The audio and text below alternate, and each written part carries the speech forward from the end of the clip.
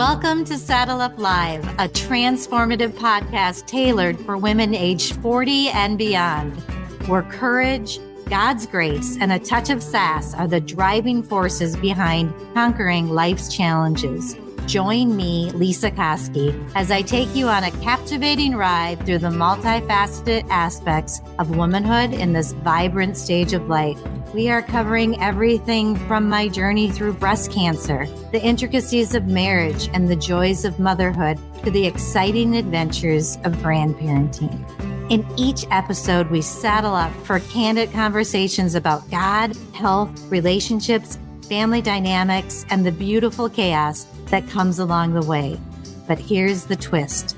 Saddle Up Live goes beyond navigating the highs and lows of life. It's a platform dedicated to sharing what we have learned along the way. I want to help women thrive through it all. Together, we'll uncover actionable strategies for personal and professional development, providing you with the tools and inspiration needed to blaze new trails and seize every opportunity that comes your way. Moreover, we are committed to helping you suffer less and live more fully. Through our discussions on God, health, wellness, and mindfulness, we explore practical techniques for managing stress, cultivating resilience, and embracing a holistic approach to self-care. So whether you're looking for practical advice, heartfelt stories, or simply a supportive community of like-minded women, saddle up and join us on this exhilarating ride. Because at Saddle Up Live, we believe every woman deserves to thrive, flourish, and live her best life, no matter her age or stage.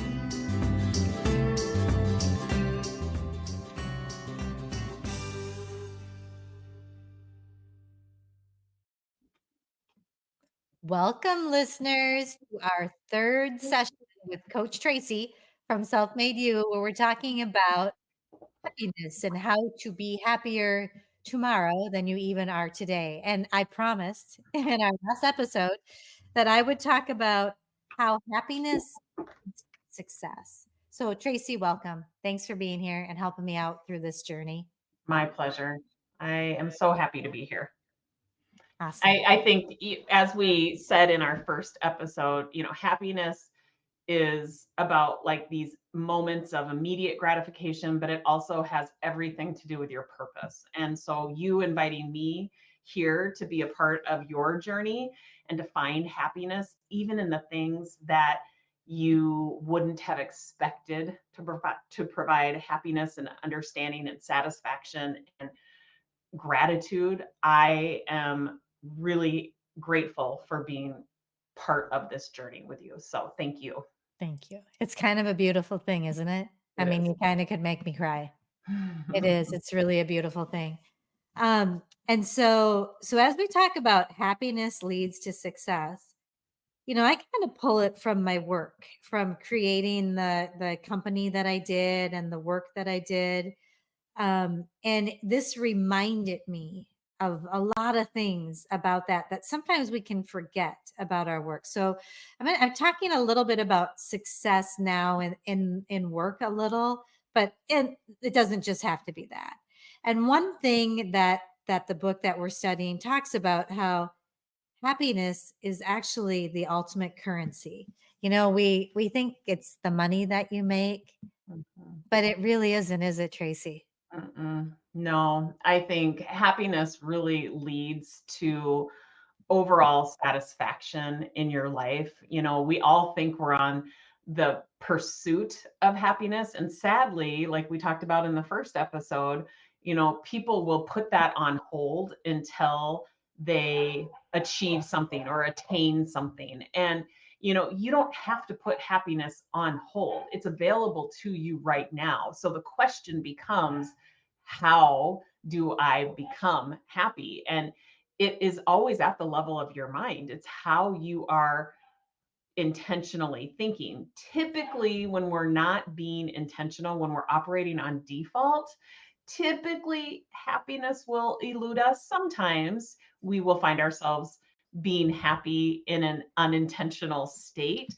Most of the time, it's really triggered by intention. And so, deciding that I want to be happy more than unhappy because that's the reality. If you Mhm. expect to be happy 100% of the time, you're probably setting yourself up for disappointment. So, if you want to be happy more than unhappy, it's a decision, and it's a decision that's going to require you to manage your mind. And so, when you're managing your mind, it's going to organically lead to certain types of behaviors like, you know, spending time in meditation or Mhm. spending time reflecting on um, your day, your actions, that can create a sense of happiness, a sense of satisfaction, a sense of, um, I don't know, abundance. I think also we have to talk about the role of relationships. That Mhm. leads to happiness. That's a huge part. I feel like that the relationships, let's save that for next week. I think that's a huge one that I want to talk about. And when I think about this happiness journey with my work, I just know that I had a little work to do before I even got to the mindset stuff where I really did, because I was kind of practicing law and elder law, and I hated it.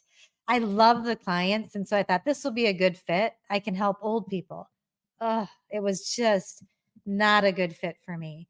And then I went through something, a time where I went, I got to figure out, what do I want to do? What do I like to do? What do I want to do? And I really soul searched. I think I read a book by John Maxwell, like 15 Laws of Success or something. It was something where I really dug in and I realized how much I loved mediating and how that was always something that I wanted to do. And so I loved to do that. I loved to help people work together toward a solution. And then there were more things that I learned even with like COVID. My business grew because I was like, oh, I can do virtual. I can do courses. I loved creating things. The podcast, Doing Divorce Different, was so fun. And so I had to take some time to examine, and it was hard for me because I'm a people pleaser and I spent my whole life trying to make everybody else happy. I'm still trying to get out of that. This has been a time right now in what I'm going through where I have spent time on Lisa and just taking care of her, but it wasn't always like that. Well, so even though, so I found the career that I liked, and it doesn't mean that you always have to be in the career you love, because there's little tricks to that too with our mindset. Because sometimes you have to be in a career because you're supporting your family or it's what you do. But if you can find something that is what you do well and mostly what you like to do. I don't like the paperwork of like a divorce mediation, but I love helping people. I don't love helping people who don't want to work together, but most of the people who come to me want to work together. So I like that part, but still, Tracy, and you coached me on this.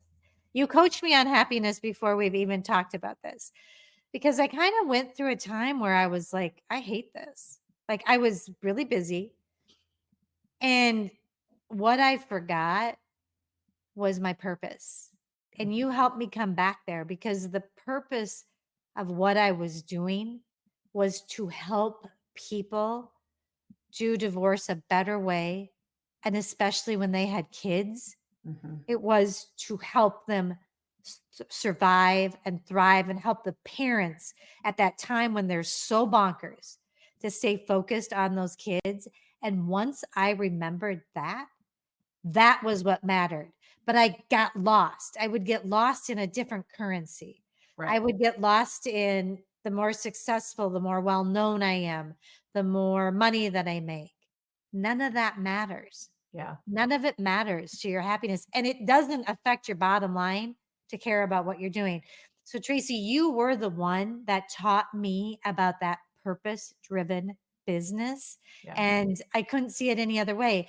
And it doesn't mean that you have to, you can have that purpose. And there's an example in the book where they talk about like um, people who clean at hospitals. Mhm. The happy ones see what they are doing as so fulfilling because they are making it a more beautiful place for the people who come in, and they're being happy when they're there and they're lighting the way.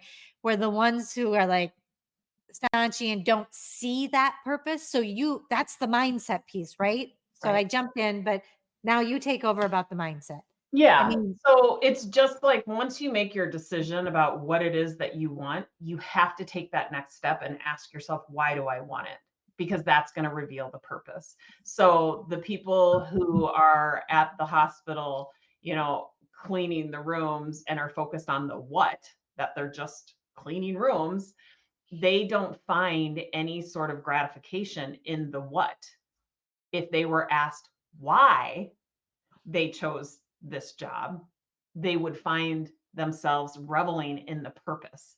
mhm. And it's so easy to lose sight of that. And So that's why when I tell everybody the first step in trusting yourself and learning how to think differently is start with the decision. What is it that you want and why do you want it? It's really and the part, and it's absolutely necessary that you answer those questions. You can't just nod your head and go, "Oh, yeah, yeah, yeah, I know what I want. And yeah, I kinda know why I want it." Like, you gotta answer the question. mhm, So many of us, like, we can't check that box until we not only ask, we have to answer it. yes. And I can't help but think of, and I don't know if Viktor Frankl, Man's Search for Meaning, he wrote about it's an amazing story. And he talked about concentration camps and who survived. Right. And he totally, I think, I haven't read it for a long time, but it seemed like it was very driven by purpose, having 100%. a Right. purpose, right? Yeah, he found happiness even while being in a concentration camp, even while watching his friends and family, loved ones being killed. He still was able to find happiness, Do you and think it's it was not. happiness or do you think it was more meaning? I bet it was Yeah, hard to be happy, but it but was it but purpose. happiness is the definition of happiness is meaning as well as those moments of gratification. So he Okay. found meaning, right? Yeah. He was in pursuit of that, and it was the fact that he made a decision to find it, to Yeah. stay in pursuit of it. Like, that was a propeller for him that kept him going, was the pursuit of meaning. Yeah. And so, yeah, it is 100% mindset, 100%. And so I think when you tell yourself, I know how to navigate any circumstance, and you remember that it all comes back to you, it has nothing to do with the other people, it has nothing to do with the nurses. Yes, like, they are part of the experience, Yes. but ultimately it all comes back to you and the decision that you trust yourself Yep. to create an experience that you want. You know how to do it. It doesn't mean you're going to hit it out of the park every single time, but you do know how to do that. And that belief, if you work on that belief, just like Viktor Frankl worked on the belief that I am in the pursuit of meaning. I'm going to Mhm. find the meaning. That's what carried him through. Yeah. For you, what's going to carry you through is that I know how to trust myself through this.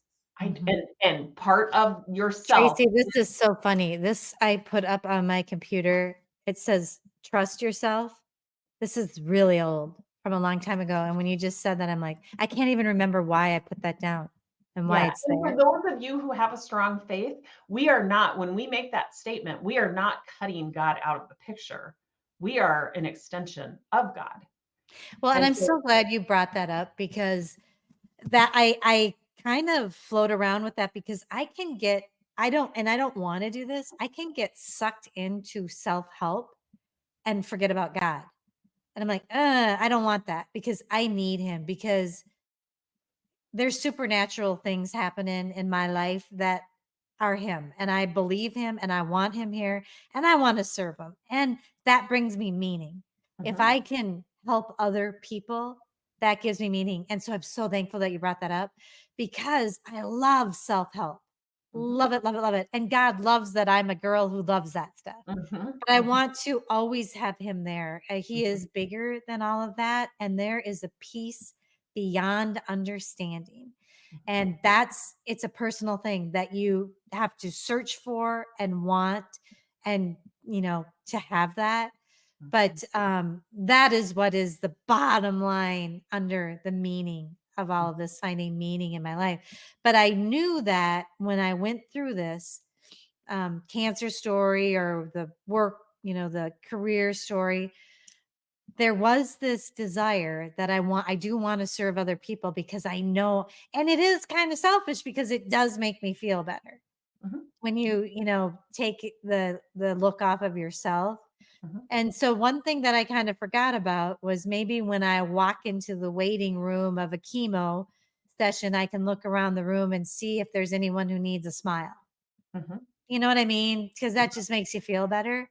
So, Right. and that gives me meaning.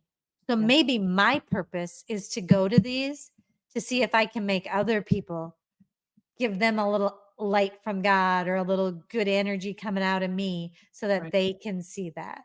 Yeah. Maybe that'll make them happier. Right. Yeah.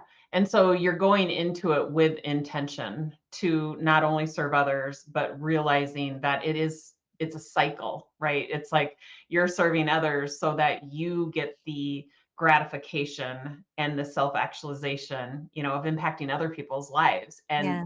that just keeps the cycle going. And so being selfish is a good thing. You know that when you are having your own back, you're going to be able to serve others well. And so, Yes. And it's interesting. I was going to talk about this later, but there is something about, and I remember seeing this before, that you need to feel joyful in order to do the work that God put you here to do. mhm. If the happier you are, the better you do your work, and the more sick, isn't that true? Mhm. For sure. I mean, your feelings lead to your behaviors. So if you're feeling dread or, frustration or despair, it's going to drive behaviors that probably will sabotage what it is that you really want. Yep. So, yeah, it behooves you to be really mindful of how it is that you're feeling, because organically it will lead to behaviors that most often are not going to serve your goals. So kind of in a weird way, it's not selfish to do what that brings you joy, because God put that in you. So Yeah, you I know think what? we just need to really be mindful of how do we define selfish? Are we defining selfish as something bad, or are we defining selfish Oh, as, yeah. I think of it as a good thing to be mindful of yourself and to really trust yourself in the decisions that you make, and committing to following through on those decisions. Like, is that selfish? Like, I don't see anything wrong with that, and I know that when I'm focused on having my own back and following through on the decisions that I've made, I know I'm going to be able to serve others well, Mhm. and I just don't see any downside to any of that. Yep. Amen. Amen. It's just a circle where Yeah. it's so good. And Tracy, we're already I can't, this flew by. I can't even believe it. So, okay, we got one more podcast coming up next week, where we're going to kind of, and there's so much more that we could talk about. I feel like I'm skipping over a ton of my notes, but it's just, happiness has become something that is pertinent in my life. And so I'm so thankful that you're here discussing this with me. My Listeners, pleasure. thank you for being here. And we'll see you next week for one last session on happiness.